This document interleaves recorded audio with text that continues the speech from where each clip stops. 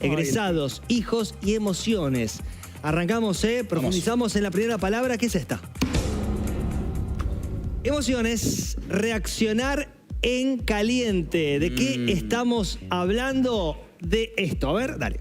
¿Te pasa que reaccionás en caliente y después te agarrás la cabeza y decís, ¿para qué le dije eso? Bueno, a mí me pasaba todo el tiempo. Y hay una cosa muy importante, de hecho es un antes y un después en tu vida, que no nos enseñan en la escuela, a gestionar nuestras emociones para saber comunicar. Las conversaciones difíciles o complicadas con tu jefe, con tu amigo, con tu pareja, con tu hijo, con tu madre, se planifican y por sobre todo no se tienen en esos momentos en los que la emoción es alta. Para esto hay técnicas y herramientas claves y concretas que aprendes una vez en tu vida y las implementás por el resto de tu vida. Ahí está, gestionar las emociones, María. Esto de planificar me gusta. Sí, está bien, porque si no es como que, viste, uno dice, ay, se lo digo ahora, no. Enfriarse y planificar eso. Más que nada para uno, puntualmente, para no decir nada erróneo ni errado. Lo primero que tenés que hacer es el registro de la emoción. Y para eso, para mí me parece genial la película Intensamente, esas 5 emociones, que registres esas, después con la combinación haces todas las otras emociones que puedas sentir. Bueno, esto que decís en caliente es muy complejo. No, es que es correcto. En ese momento uno dice, bueno, a ver la película. No, yo te lo digo claro. como ejemplo. Siempre tu emoción va a condicionar lo que vas a contar. Claro. Pero también, cuando te empezás a decir, condicionás la emoción, porque empezás a decirte el pitch y vas también ahí generando la emoción. ¿Qué es decirte el pitch? El pitch es decir, te vas diciendo el discurso en la cabeza y a medida que te lo vas diciendo, vas generando una emoción que quizás no tenías. Claro, en coach se dice como, me cuento mi propio cuentito, ¿no es cierto? Que por ahí no es real. Uno le pone la emoción que por ahí no corresponde al tema a resolver, ¿no es cierto? El tema es que siempre lo que tiene razón, tenemos que pensar que tenemos una inteligencia emocional, tenemos la inteligencia racional de siempre y también tenemos esta inteligencia que a mí me parece muy interesante, que es la del tu gran juez. Entonces, en esto que siempre te lleva para hacia una emoción o hacia otra. Eso es un poquito más complicado, ese entrenamiento. A ver, lo del juez, ¿cómo sería? Claro, pues vos siempre tenés acá una palabra o algo o un discurso que siempre te está juzgando la realidad. Claro. Entonces vos veís el peor juez de uno mismo. Bueno, al revés, lo dije mal. ¿Vale? Uno es el peor juez de uno mismo. Claro. Entonces, y con ese juez también condicionás las emociones. Parece que hay una clave que está quedando dando vuelta que tiene que ver con la pregunta de Emi, ¿no? ¿Siempre se puede planificar? ¿Qué entendés vos por planificar? Por lo que acabamos de escuchar todos juntos, que ella dice, no, las emociones hay que gestionarlas y planificarlas. Me pienso en un señor que está manejando 10 horas el taxi, en un colectivero, en un periodista, en cualquiera, qué sé yo, un zapatero que tuvo un mal día.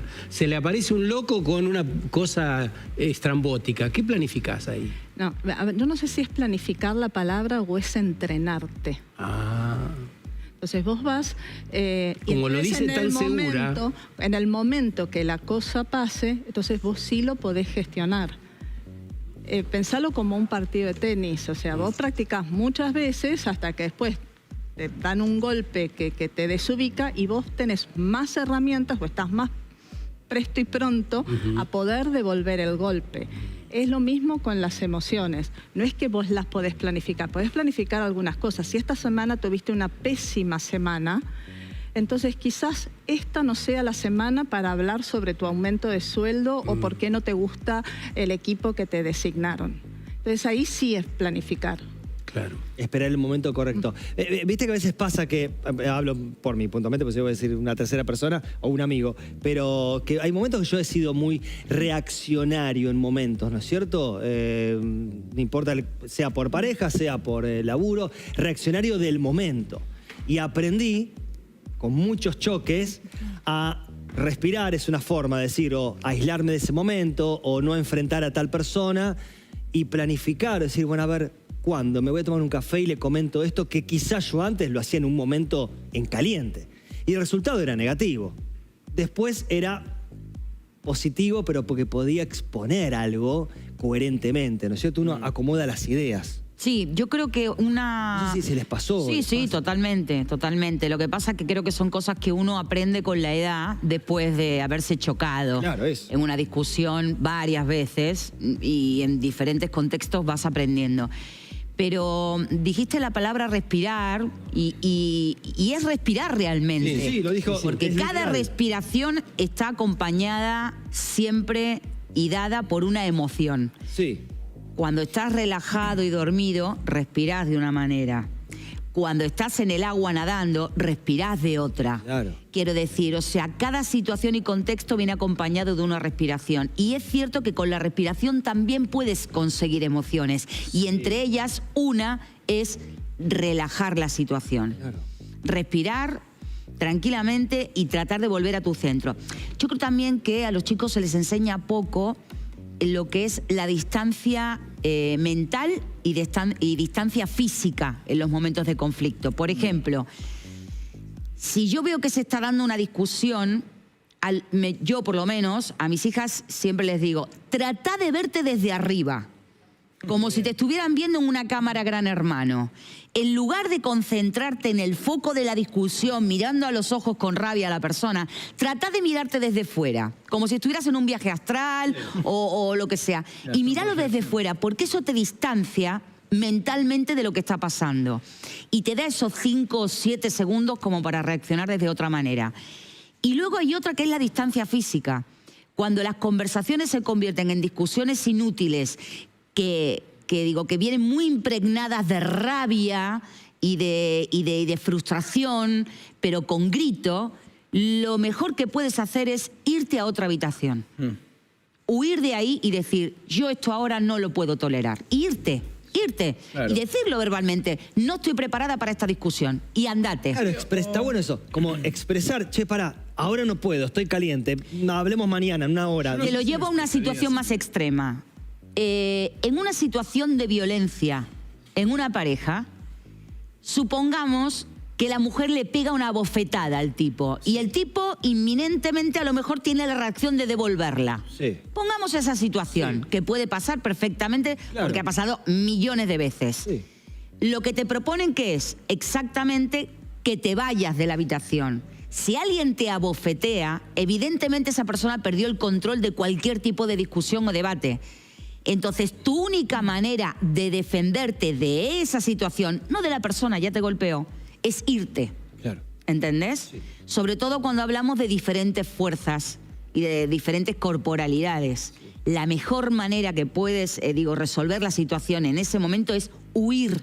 Y cuando digo huir es correr. Que es una forma indirecta de lo que escuchamos esto de planificar. Es una manera. Claro. Planifico irme. Sí, digamos, y lo sigo después, mañana. Sí. Claro, que para mí en sí es una, como Lola describiste, una situación bastante extrema justamente esa, en donde sí, esa situación requiere ese tipo de acción. Yo creo que igual en cualquier momento en donde uno siente que está entrando en ese lugar de calentura, que no hablo del ejemplo porque yo también soy de prenderme bastante fácil, pero mi estrategia por lo general es tratar de salir del tema y decir, como te puedo contar después, ni siquiera te digo que no estoy está preparado, ni siquiera te digo nada, no te presento mis sentimientos para que los analices, sino que te digo, lo hablamos después, please, que ahora tengo otra cosa en la cabeza, que ahora tengo que hacer tal cosa, tengo que hacer una llamada, lo que sea, un chamullo mínimo como para poder procesar las emociones. Y perdón, quiero hacer una cosa, no sé si está bien o mal, solamente quiero preguntar, porque estábamos hablando del juez anteriormente, que justamente se relaciona con nuestra como capacidad personal a recibir este tipo de cosas que vienen del exterior y procesarlas y convertirlas en nuestras. Vos querés, porque no entendí 100%, estás hablando como un poco de la memoria moral, quizá un poco de cómo nosotros moralmente juzgamos nuestras acciones, tanto nuestras como la de los demás, o estás hablando de la presencia que usamos como ejemplo, como de, no me gustaría que me vea mi vieja, por ejemplo, para no hacer cosas malas, tipo, ¿es más como una presencia o es algo personal nuestro de moralidad? Es como somos nosotros, que a veces no nos damos cuenta cómo nos juzgamos a nosotros mismos y pensamos que manejamos las situaciones y quizás no las manejamos.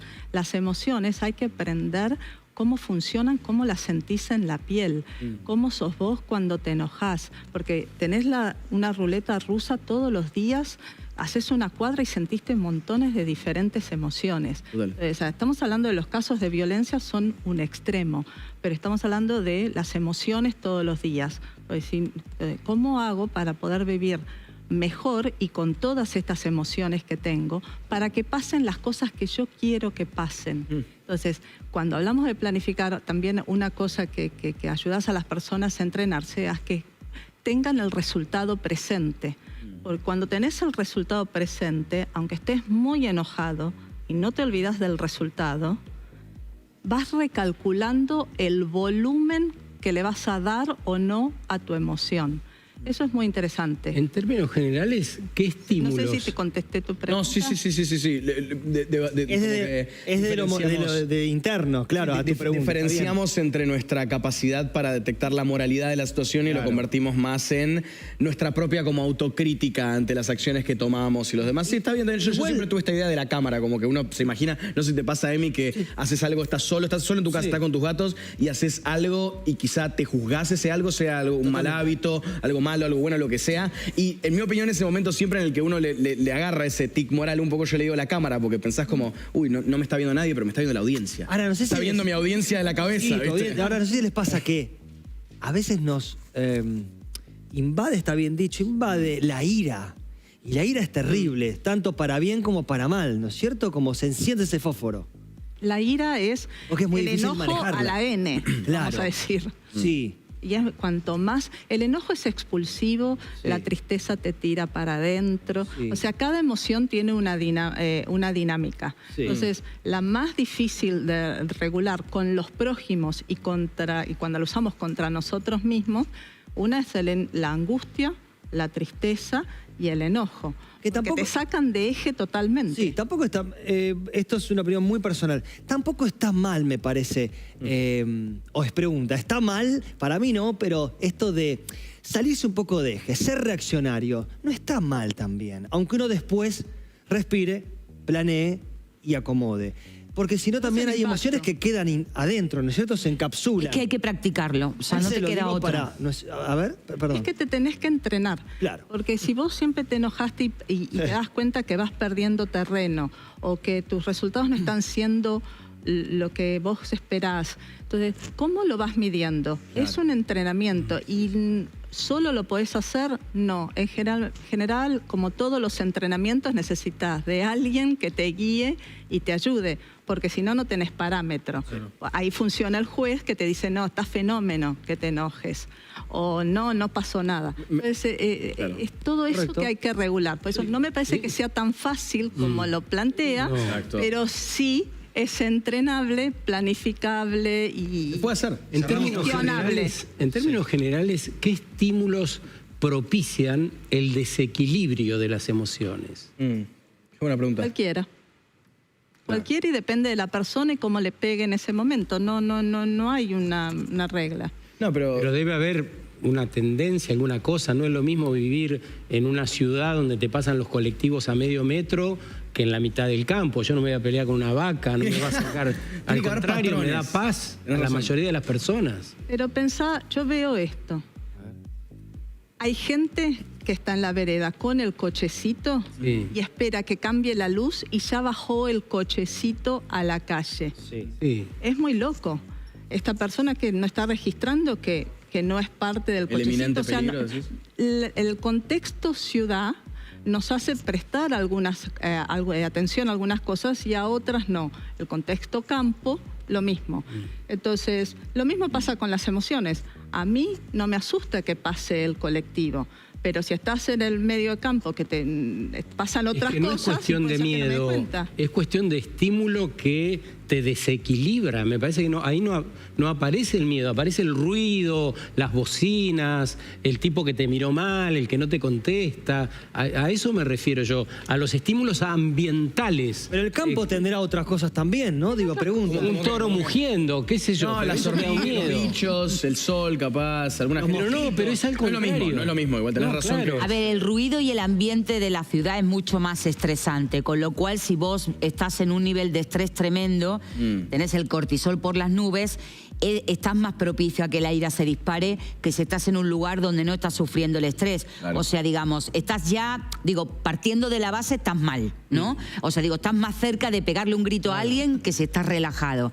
Pero, por el ejemplo, cansancio, Lola. También, la falta de sueño. Claro. La falta de sueño, que es algo típico en nuestra sociedad de hoy, sobre todo en los ambientes de la ciudad, también pasa. Pero yo te voy a poner, por ejemplo, el caso de, yo que lo he vivido 1000 veces, de la madre que pega el grito que lo oye hasta el vecino del octavo. Sí. ¿De dónde viene? Vos decís, ¿pero de dónde viene? De la reiterancia, de reiterar la falta de respeto. Por ejemplo, no dejes la ropa en el suelo. No la podés poner aunque sea encima de la cama. Y vos lo repetís a los 13, a los 14, a los 15, a los 16. En esos 4 años donde la ropa y la toalla terminaron siempre en el suelo, en algún momento del año vos pegaste 8 gritos. Claro. Y te escuchó el vecino del octavo. ¿Por qué? Porque tu adolescente no entiende que vos le estás poniendo límites. Entonces, vos decís, ¡ay, qué madre iracunda! No, es una madre que reiteró durante un año, unos 400 millones de veces por semana, te pido por favor que no dejes la ropa en el suelo. No dejes la ropa en el suelo. Claro, a la 5ª vez es un grito, porque vos te sentís totalmente ignorada. Que ese es el siguiente, para mí, disparador de la ira. O que te reiteran una falta de respeto, o que te ignoran directamente. Porque que te ignoren, claro, que te ignoren en una serie de situaciones reiteradas también provoca ira en uno. Y ahí es donde uno dice, che, ¿la loca soy yo o el loco sos vos? Sí. Igual mientras uno esté en eje, digo, para cerrar, igual es para hablarlo, para seguir, por supuesto, y pueden opinar, pero digo, mientras uno esté en eje, está bien en la ciudad como en el campo, ¿no es cierto? Digo, yo tengo gente, familia, esto es de verdad, que vive en el campo y está estresada por cosas del campo, cosas que pertenecen ahí. Pregunta más para los dos. Ahí voy. Y gente o amigos que viven acá, en ciudad, y están en paz. Digo, tiene que ver uno con algo muy interno. Es una opinión, sí. Es una pregunta para los dos porque seguramente tienen diferentes experiencias con esto. Pero Dale. No estamos hablando de gente que trabaja, por ejemplo, y un término muy viejo voy a usar, pero tipo peón de estancia, por ejemplo. Alguien que está cuidando una propiedad que tiene todas las obligaciones de cuidar la propiedad, los animales, las plagas, la limpieza, la gente que no se meta a nadie, que no robe a nadie. A la noche está muy oscuro. Hablo de emocionalmente, ¿eh? Decís más con problemas de familia, amigos, de todo eso. Lo que hablamos, digo, desde lo emocional, esto de que hay que entrenar, regular, y está buenísimo lo que dijo Sergio, pero digo, me pasa familia que emocionalmente y con cuestiones y están en el campo, decís, pero ¿cómo? 11 58 35 87 69. Vamos al próximo tema, la próxima palabra.